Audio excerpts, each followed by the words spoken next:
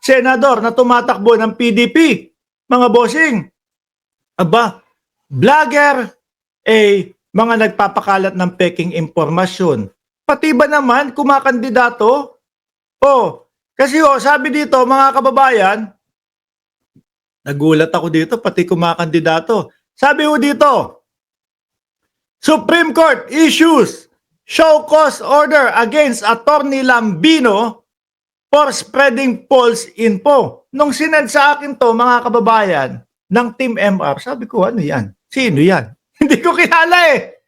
Di ba nga lagi mga kababayan, kapag tayo, nababanggit natin yung Team Suka. Dalawa po sa Team Suka ang hindi natin nababanggit yung pangalan. Kasi hindi natin talaga kilala. At sabi ko, sige, since hindi ko naman kilala, wag nang banggitin. No? Baka mamaya, from 38 yung kanilang posisyon doon sa survey, maging 37 pa pag binanggit natin. Yung pala, sabi ni Jordan G, no? Ito daw ay tumatakbo ng senador under PDP laban. Ano po ba ang ginawa niya at bakit inisyuhan siya ng show cause order? Ano po? Sabi dito, Supreme Court issues show cause order against Attorney Lambino for spreading false information. Biruin mo ba naman? Vlogger, tapos mga supporter, tapos pati ba naman yung tumatakbo ng senador? Ano ba naman yan? The Supreme Court and Bank has given Attorney Raul Lambino ng 10 araw, 10 days, na magpaliwanag within which to show cause why he should not face administrative action for spreading false information. Tinanong ko naman mga kababayan, sila Jordan G, kung ano ang ginawa, sabi, basahin mo na lang, Boss Mark, nandiyan na nakasulat. Ito pala, in a Facebook live broadcast, on March 11, ito po yung petsa, mga kababayan, ng pinakamadilim po na petsa para sa mga DDS. Kung sa Estados Unidos, meron silang September 11, yun po yung pagho ng Twin Tower. Sa DDS naman mga kababayan, ito po yung araw na inaresto ang dating Pangulong Duterte at dinala po doon sa Hague. Sa The Hague, Nako po. At ito din po yung araw, mga kababayan, na nag-umpisa na si Bato de la Rosa ay magtago. sabi niya doon kay Medialdea, talaga palang meron na kaming warrant of arrest si dating Pangulo at ako. Yun. Sabi, dito muna ako sa Davao, may asikasuhin ako, baka maihabol ko para hindi madala ang dating Pangulo doon sa Dahig. 12 oras ang tumagal yun, mga kababayan. Anak na tinapa, si Bato de la Rosa hindi lumitaw na. Hindi nagpakita na mga kababayan. At patay pa yung cellphone ilang araw bago magpakita ulit. Yun po yan, March 11 din po yan. At dyan din pong araw, March 11, mga bossing, napatunayan na mahilig palang mag-deliver ng pizza pie si Bungo. At magpaawa doon sa camera ng mga vlogger. Ito po, ayaw pong papasukin yung pagkain na para po sa dating Pangulong Duterte. Anak ng tinapa. Kanya-kanya kayong artehan a-attend daw sa Senate hearing si Bato. Magkikita sila ni General Torre. Sana sa Congress din, di ba pambansang nanay survivor?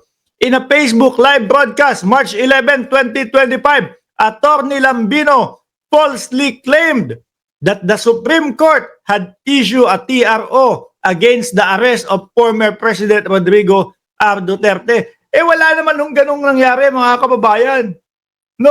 Ang pagkakaalam ko, 4 lang yata yung pumabor sa kanila. So, hindi majority, kulang din. Wala din mga bossing. Bakit nagpapalabas ng ganito? Yung isa doon sa tumatakbo,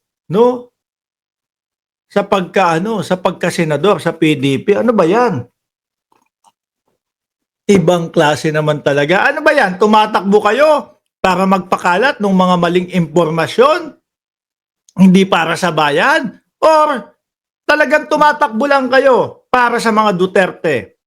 Alam niyo mga boss chief amo sir, yan na talaga yung nakikita ko diyan no? Sa siyam na tumatakbo diyan po sa mga pinabili na suka, mga kababayan. Tumatakbo lang ho yan, mga boss chief amo sir, para kung sakali sila ay manalo, maipagtanggol si Buloyski, maipagtanggol ang dating Pangulong Duterte. Di ba?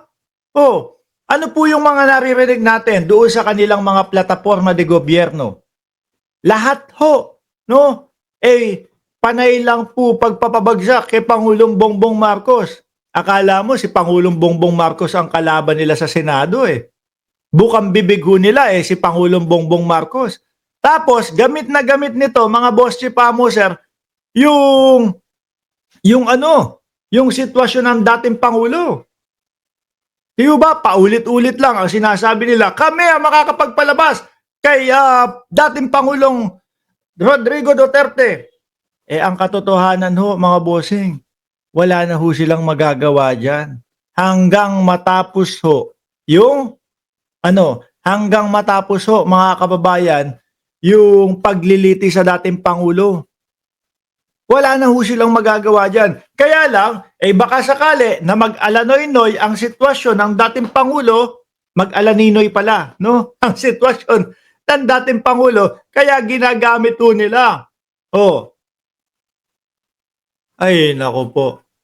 Huwag na kayong tumakbo kung puro ganito ang gagawin ninyo, pagpapakalat ng mga maling impormasyon. Wala namang ganyan. Di ba? Wala naman linabas na temporary restraining order ang Supreme Court. Kaya ngayon pinagpapaliwanag ka. Ay nako ha. Yung mga ganitong tumatakbo kung sa umpisa pa lang mga boss chief amo sir, ganyan na po ang ugali. Sa tingin niyo po ba dapat pa ba nating pagkatiwalaan yan? Baka po sa haba-haba ng panahon na siya ay kung lang naman ho na siya ay manalo, baka ganito lang ho ang gawin niyan mga kababayan. Diba Transformer at Ray Taguban, andyan na din pala si Tommy One Squad. Sabi ni Michael Corpus, ginagamit nila yan para pagkaperahan ng DDS. Hihingi sila ng abuloy para daw makalaya agad. Oo, may mga ganun pa. May piso-piso pa ho, mga bossing. No? Meron mga humihingi ng piso-piso. Sabi naman po nung kampo ng dating Pangulong Duterte, oy, saglit lang. Walang ganyan, alaws ganyan, ha? Hindi kami nang hihingi. Saan mapupunta yung piso-piso na yon? Sa bulsa nung mga nanghihingi. Sabi tuloy sa inyo ni Sir Eseng Mariano, kulay blue na ang pangalan niyan, ha? Maraming kababalaghan ginagawa ang mga DDS. Panahon ho yata ito ng arestuhan ho. Alam niyo po mga bossing, kung sasabihin niyo sa amin, naku, bakit niyo naman sinisikil ang karapatan ng mga vlogger na kabila? Wala pong ganun, no? Kaya lang po, mali yung mga pagpakakalat ng mga peking balita ho. Nililito, nililigaw ng mga ito ang ating mga kababayan. Huwag hong ganun, mga bossing. Delikado ho yun. Ang example na lang pong delikado dyan, mga kababayan, yung sinabi ni Mark Lopez. Duwag din ang hinayupak. Ayun. Mukhang madedetine ho, mga boss chief amo sir. Anong mukha? Madedetine talaga pag nahuli yan. No? Bakit ho? Sabi kong delikado yon mga kababayan. Kasi tingnan nyo naman, ano na naratibo ng China sa buong mundo? Ang sinasabi ng China sa buong mundo, tayo ay nag-uudyok, binubuyo natin sila para gawin yung mga bagay na banggain yung ating mga barko, na i-water cannon nila tayo. Diba? Kung pakikinggan mo yung sinabi nung si Lopez, parang ginagatungan niya yung naratibo ng China. Na tayo ho ay kumbaga inuudyukan natin ng China, pinupush natin sila sa kanilang limit para gawin sa atin yung mga yun. Di ba? Miss Suplada, Supladita Yuri, live ba ito? Opo, live po yan. Leaf Morgan, shoutout sa'yo. Oh, ano ba naman yan? Simula po vlogger, tapos pati mga kumakandidato, nagpapakalat ng impormasyon. Nako, kailangan magawan po ng action to. Huwag nyo na pong ipa-disqualify, maawa naman po kayo. Mukha naman pong napakalayo at imposible ho, mga bossing, no? Na manalo. O, hayaan nyo na lang ho. Pero, magsilbing leksyon na lang ho ito para sa kanila, mga kababayan.